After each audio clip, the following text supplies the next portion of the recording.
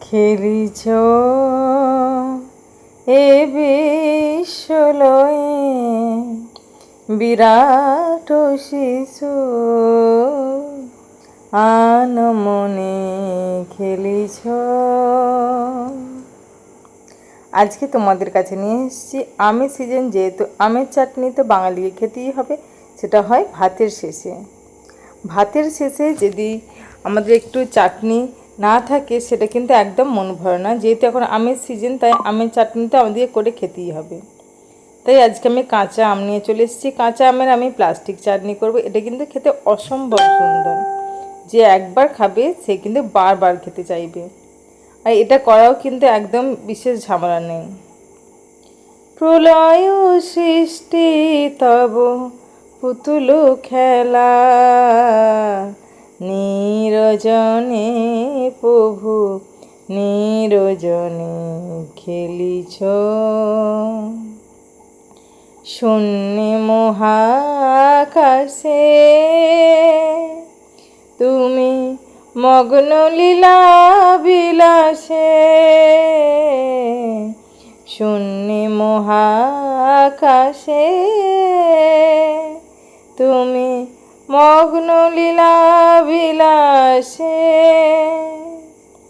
ভাঙিছ গড়িছ নীতি ক্ষণে ক্ষণে, নিরজনে প্রভু নিরজনে খেলিছ।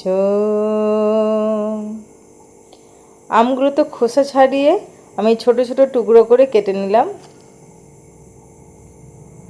দেখো, এইভাবে কিন্তু আমি যে বীজটা থেকে আমরা সমস্ত শাঁসটা কিন্তু বের করে নেবো ছুরি দিয়ে আস্তে আস্তে, যাতে কোনো রকম শাঁস বীজের মধ্যে না থাকে সেদিকটা একটু লক্ষ্য রাখতে হবে।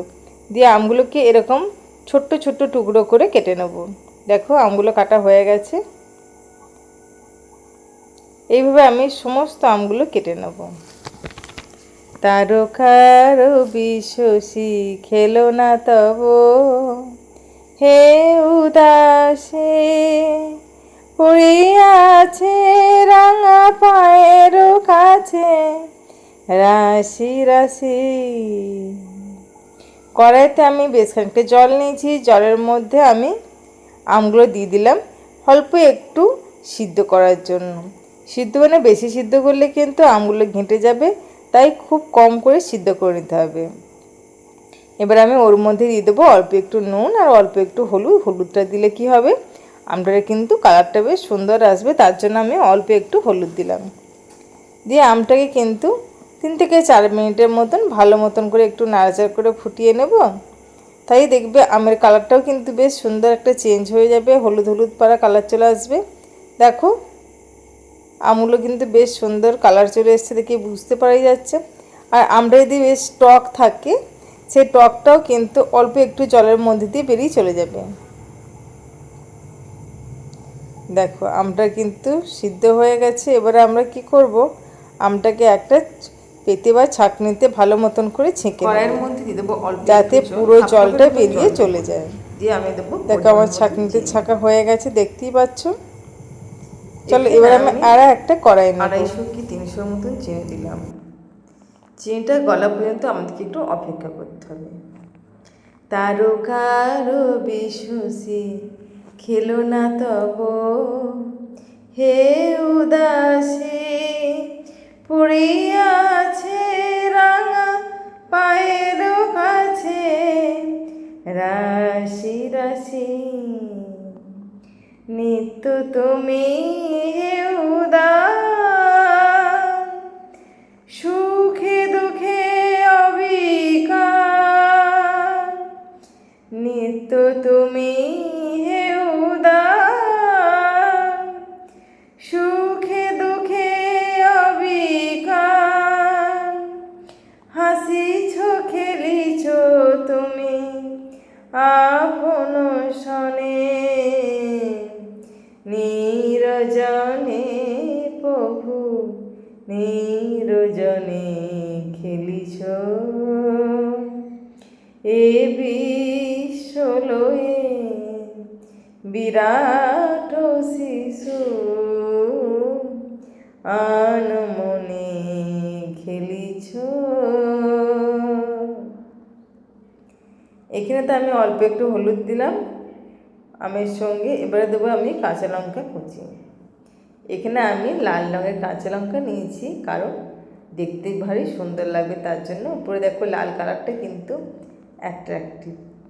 লাল আর সবুজ যে কোনো রান্নাতে আমাদের একটু সাজানো গোছানোর জন্য কিন্তু লাল আর সবুজ রঙের যে কোনো উপাদান আমরা ব্যবহার করি, যাতে দেখতে খুব সুন্দর লাগে। চলো এবারে একটু ভালো মতন করে নাড়াচাড়া করে বেশ কিছুক্ষণ এটাকে রান্না হতে দিতে হবে, যতক্ষণ একটু ওই পাতলাটা একটু যতক্ষণ ঘন হয়ে একটু একটু চটচটে ভাব আসছে, ততক্ষণ কিন্তু আমাদেরকে অপেক্ষা করতে হবে। অরুণ কান্তিকে গো যোগী ভিখারি। এবারে আমি দিয়ে দিলাম অল্প একটু বিট নুন আর অল্প একটু নুন। নীরবে সে দাঁড়াইলে সে, নীরবে সে দাঁড়াইলে সে। দেখো এবার আমি একটা ছোটো পাত্র নিয়েছি, ওর মধ্যে জিরে, মৌরি, গোলমরিচ আর একটা শুকনো লঙ্কা দিয়েছি।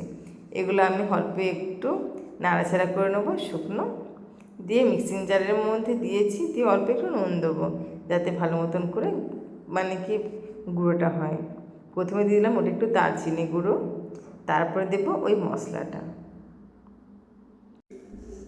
দেখো মশলাগুলো ভালো মতন করে মিশিয়ে দিলে কিন্তু আজকের মতন চাটনিটা কিন্তু পুরো রেডি হয়ে যাবে।